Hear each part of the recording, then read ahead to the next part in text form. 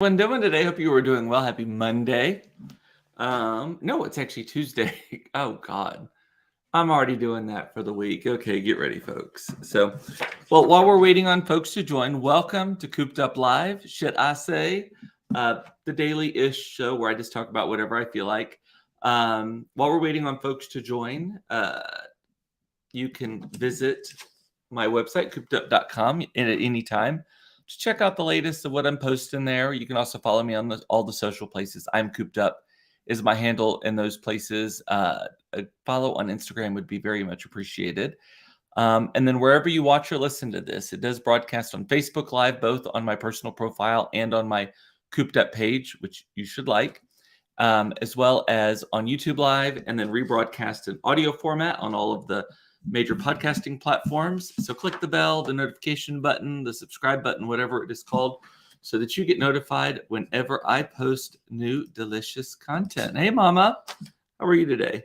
I actually was talking about you. I was joking with someone I went to lunch with that I'm dressed like my mom in the 80s today. So I've got like a polo shirt on, untucked with jeans, tennis bracelet, little pearl action underneath to show off. Or actually, it's like a little Easter egg. It's just a little hidden right there. It's not too obvious. Although on camera with all of this, I think it's much more obvious. But yeah, I was just saying that. I was like, I look like I'm wearing one of my mom's outfits from the mid 80s. So yes, thank you. It was a compliment. So we got back late last night from Los Angeles. Just a quick 48-hour trip out there to see our new nephew, Adler, who lives with his mother, Todd's sister, Nina, and her husband, Peter, in Pasadena, California. Nina's in Pasadena. And so we flew out Saturday morning early. I think we had a 9 a.m. flight out there. And that's a hard morning, by the way. I actually do like leaving early to places because then you get there and then you just got kind of the whole day up ahead of you. But it was still a hard day. So we went out Saturday and then came back last night. So we had a flight back from Los Angeles on at 4:30, which with the time change got us here. It was a little late. We got here at 10 o'clock at night. Then we had to go get the car from a different terminal at DFW Airport, and then we had to get home and. So it ended up being 11 o'clock before we got home, showered, and went to bed. And I don't even know what time Todd went to bed. I was in bed at around 11, which made for a very, very slow morning this morning. But the trip was a success. Adler is the cutest little baby ever. And he is so kind and not kind. That's not the right word. He is so calm. That's the word I'm looking for. Calm. And I heard him whimper a couple times. And I think I heard him cry maybe one time the whole time we were there. Sweet, sweet boy. And I'm not just saying that is his favorite gunkle, but the Nina and Peter are doing a really good job with him. I will say that I will commend them the most on this is that they are just taking him everywhere they go. There's not a schedule to be seen, which, different people have different opinions on that. Some people like kids need schedules. They need to be really regimented and all that. At this age, I don't know. I was much more like Nina and Peter at this age where it was okay, you need to fit into my life. We need to get getting.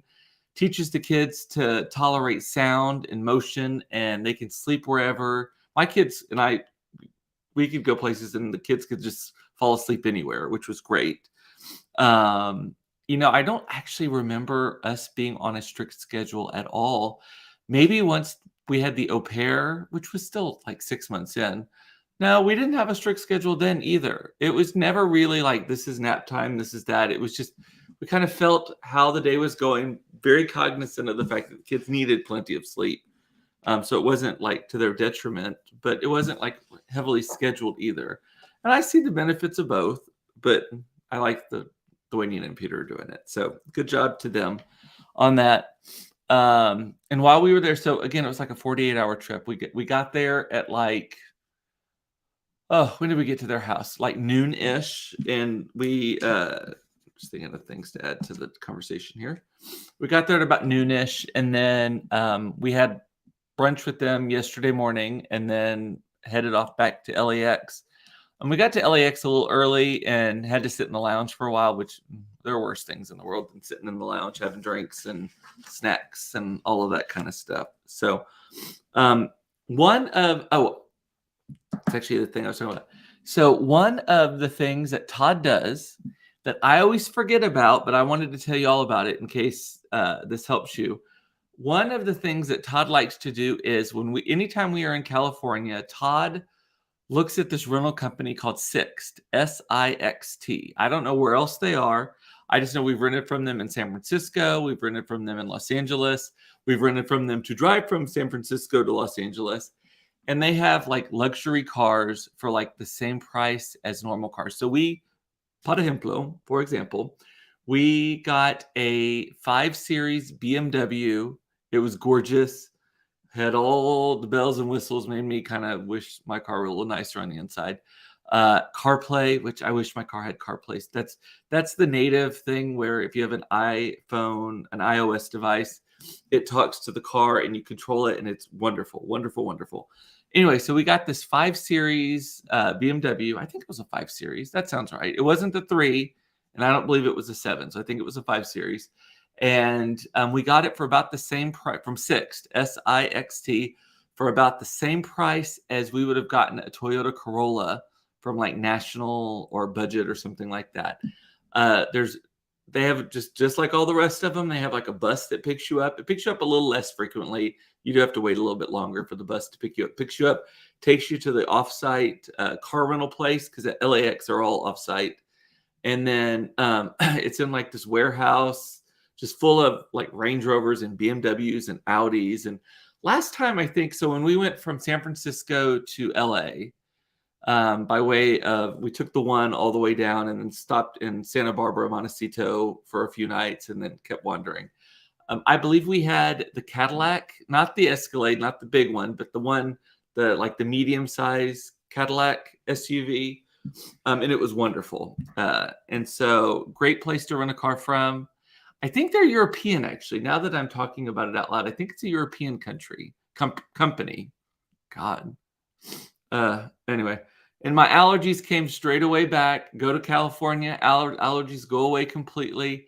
We are flying back, and literally, I tell you, the pilot's like, we are now in descent into DFW Airport.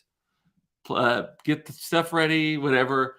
And I don't know if you can hear if they change the way, if the balance of the air changes. I guess because they're depressurizing the cabin, so they're letting in like more outside air. I don't know. I don't know the science behind all of it, but I swear, as soon as he's like, we're starting our descent into DFW Airport, I start feeling a tickle in my throat. I have to get a piece of gum to chew on. I start feeling my nasal cavities starting to seize up a little bit and all of that. So I'm like, oh God, here come the allergies.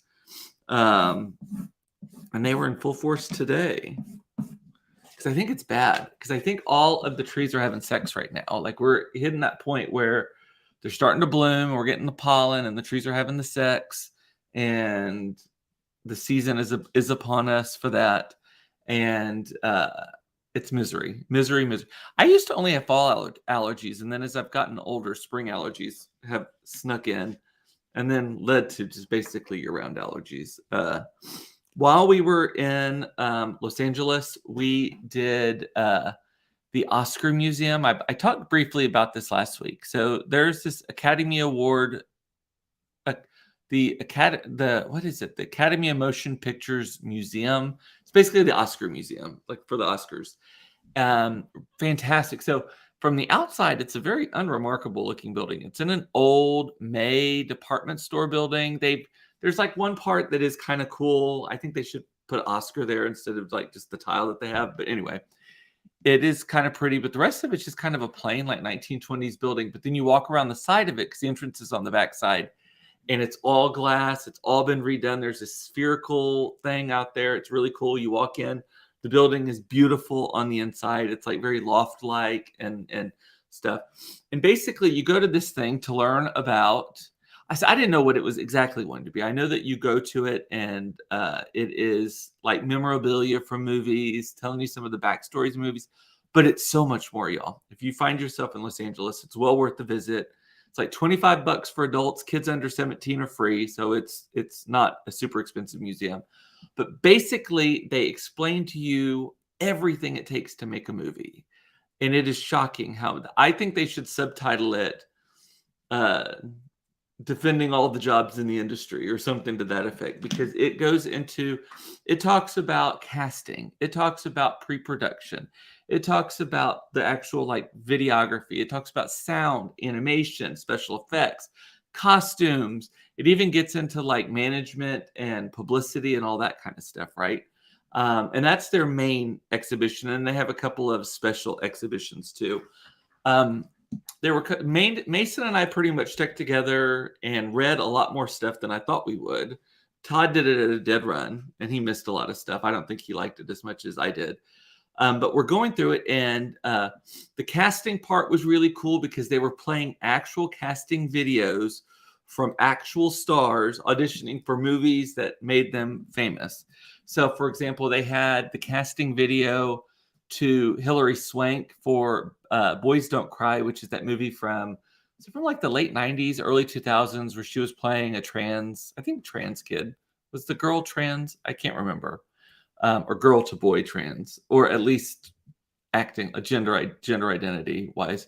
But so Hilary Swank's there with the casting director giving like directions. So they're like in a room, sitting on a sofa or on a chair or whatever, just reading these lines, and the casting director's kind of giving them cues, reading the lines back to them.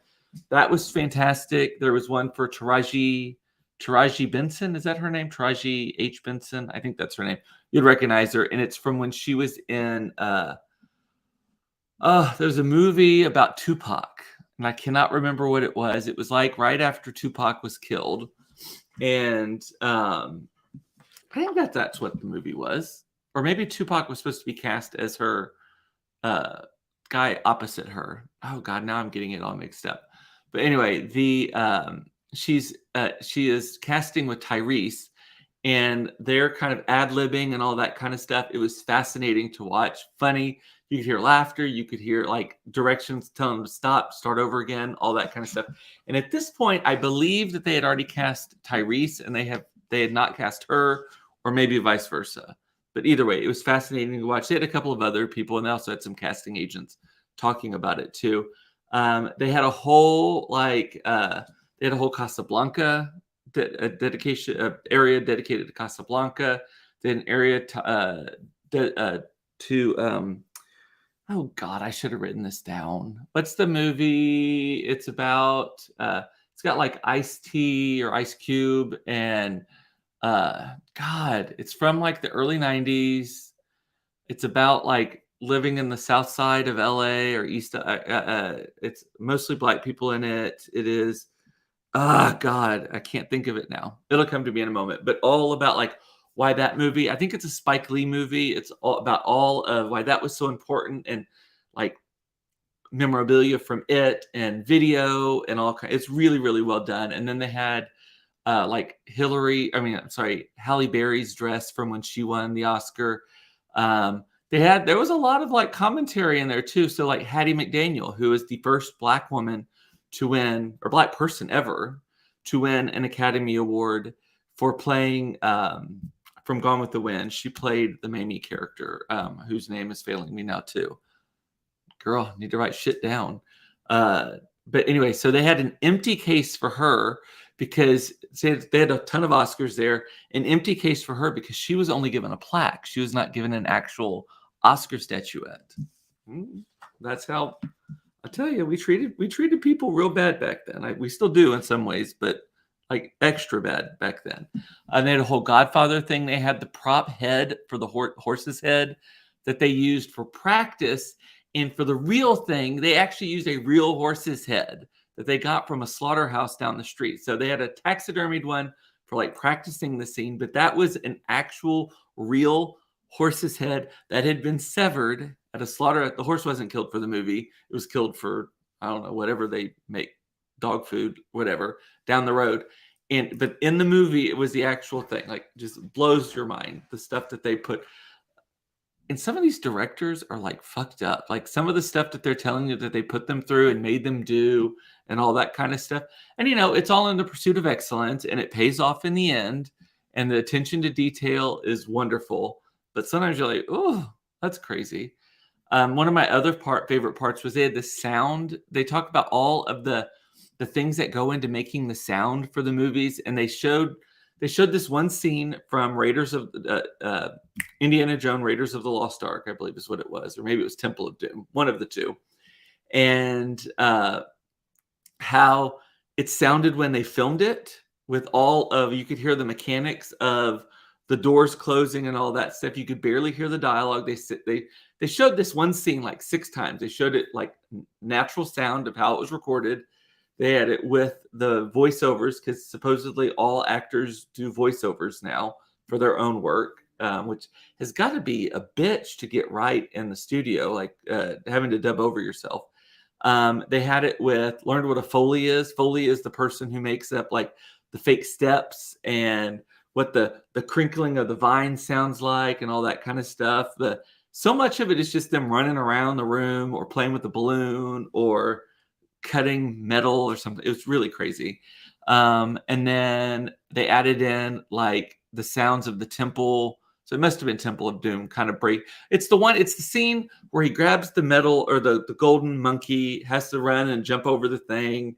And then he has to run away from the big rolling ball. Is that Temple of Doom or is that Raiders of the Lost Ark? For some reason, I think it's Raiders of the Lost Ark, but then also I think it's Temple of Doom. But then, and I'm the one who just saw it, so why am I asking y'all? And then they add in, so it was like 6 different layers in the music and all that kind of stuff. It was fascinating. And then the animation thing was fascinating that they have so even for animated movies, they have to have sculptors who sculpt out what the characters look like so that the animators know what they're all drawing. So for example, they used Ursula the Sea Witch from The Little Mermaid is the example in this museum where there's like this little statue. It's like maybe 6 inches tall of Ursula. And there's a couple of them like from different angles and all of that. And so that when they're drawing, they're like, oh, what does her butt look like?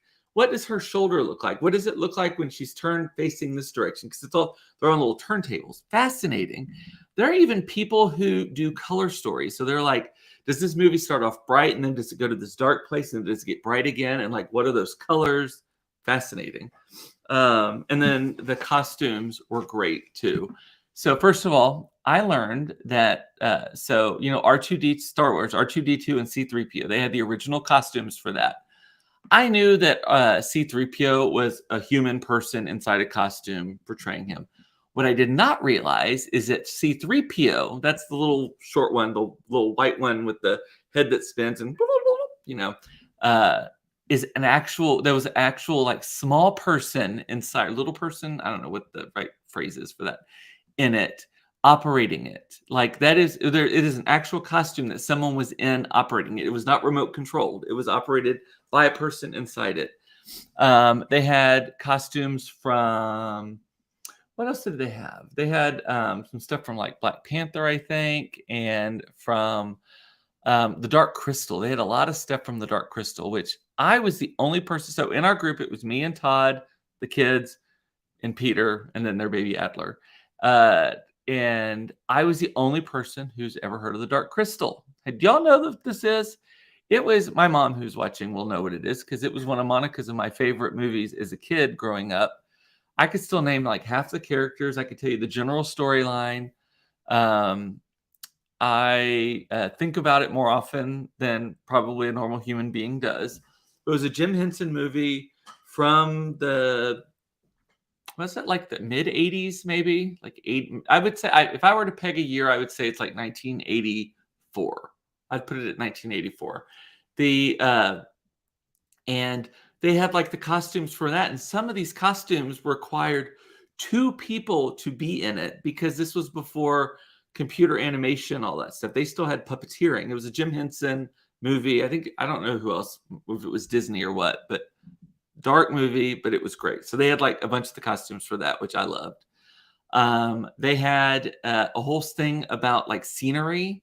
They had the actual canvas from North by Northwest, the Alfred Hitchcock movie, that is set, a large part of the movie is set at and around Mount Rushmore. They had the actual like screen that goes behind it that was the background for it. I can't remember what the word was for that yet, but they had that actual one. It's huge. That was there, and that was fascinating. And then they had a whole section on a special exhibit about blacks in Hollywood, or Black Hollywood, or Black movie making. That was about like how there's all these niche. There was all these niche movies at the time that were for Black audiences that a lot of the white people didn't know existed, like Pilgrim, the From Harlem to the Prairies, or the Cowboys of Harlem, or something like that was a real famous one. I should have written all this down. I apologize, y'all. But that was great. And then across the street, we went to the Peterson Automotive Museum, which has like tons of like cars that they're the only ones that exist in the world still. Like they have some Model Ts in there. They have some like prototype cars. They had cars in movies. They had like the DeLorean from Back to the Future. They had what else? They had some of the Batmobiles, that sort of thing. It was really, really cool to see that. Early electric cars. They went straight into that. Electric cars were supposed to be here a long time ago, and the auto industry squashed the idea, and now it's coming back. Like they went all the way in on that. So it was really, really neat. I think Todd enjoyed that much more than I did. I like pretty cars. I don't really need them to be powerful. I don't need to know. I like the movie cars too.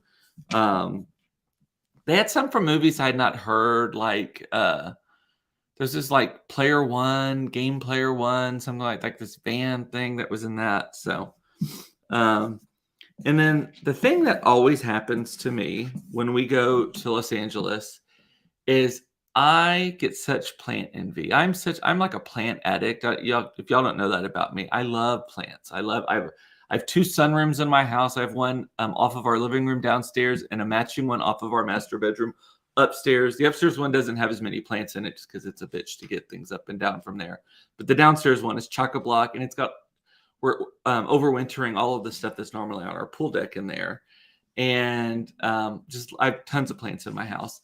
But we go there, and everything grows in Southern California. Jade plants. I love jade plants so much. Cannot grow one to save my life here. I tried every possible method of growing them. I've tried babying them. Nope, doesn't work. I've tried neglecting them. Nope, doesn't work. I've tried everything, like every trick, every hack you can think of. I have tried to grow jade plants, and I'm wholly unsuccessful. It's the only plant that I cannot keep alive. And they just grow in the wild there. In Pasadena, California, there's just like people have entire hedges of jade plants. Like I'm just so jealous of it. I come back and it just makes me want to go to the nursery, just buy a bunch of plants and put them all and take everything out of here. But right now we're in fall spring. I know I want to take my plants out so bad and start decorating around the garden and the yard and the front porch and all that stuff. But chances are what's going to happen is it's going to freeze. Everything's going to die. And then I'm going to be up shit creek and Todd's going to be mad at me. So I have to have a little bit more patience. But I want a jade plant so bad. If y'all have any hacks, if you're watching this live, please tell me a hack. If you're watching this on the replay or listening to it, please DM me or whatever. Like if you have a hack on how you keep a jade plant alive, because I want one, and I want a big one, and I want it in my sunroom in my house, and so it gets plenty of indirect sunlight. I can even give it direct sunlight if it needs it, but in the sunroom it gets plenty of indirect light. I can water it once a week. I can water it once a month. I can have a schedule for it. I just want a jade plant, and I want it to live. That's all I want. And world peace. A jade plant that stays alive. So is there anyone there? Only my mom has commented so far. Anyway. Well, that means I don't have many comments to look for, and that is all I have on my card for the day. My mom is saying she has never had success with jade plants. I know. Why are they so hard? Like, what's so hard about them? If they just grow in the wild there's so many plants, by the way. So we were walking around, And like I was like, oh, we have that. So I have this like fern, this really cute fern in my sunroom downstairs that it's got kind of, it looks very futuristic. It's got like these levels and they grow out and I keep it trimmed back. It's kind of like a bonsai fern kind of thing. And I saw one there and Nina was like, oh, you don't plant those here. Because I was like, oh, I have one. And they're like, oh, that's like kudzu. That's like a weed here. We don't grow them because they don't die, because it doesn't get cold enough for them to die off. It's like, oh, I didn't think of that. That's a good point. And she also said the same about, what was it? Was it ficus trees? I think she said that ficus trees, they can't grow because it's like bamboo where it never goes away. And bamboo obviously is something you don't want to grow there because you already don't want to grow bamboo here. It's very invasive in our neighborhood. So, all righty. Well, that's all I got today, folks. Or folk, maybe. Just my mother. Is that the only person who's watching today? Thank you, Mama. You're not, because I see multiple people on the screen. I just, no one's talking. So, all righty. Well, with that, I'm going to say bye. I can't believe it is Tuesday. So tomorrow is already hump day. Yay.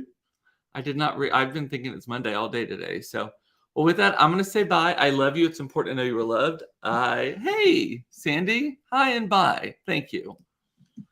Well, with that, I'm going to say bye. I love you. It's important to know you were loved. I love that you watched this. Thank you so much. This is my daily therapy, and I am lost without it. And take care of yourself. Don't shoot yourself to death. And I'll see you soon, most likely tomorrow at 4:30. Actually, you know what? Tomorrow, I think I'm playing pickleball at 3:30. So I may not be here tomorrow. I'll keep you posted on that. But I'll see you when I see you for another episode of Cooped Up Live, should I say. Talk to you later. Bye.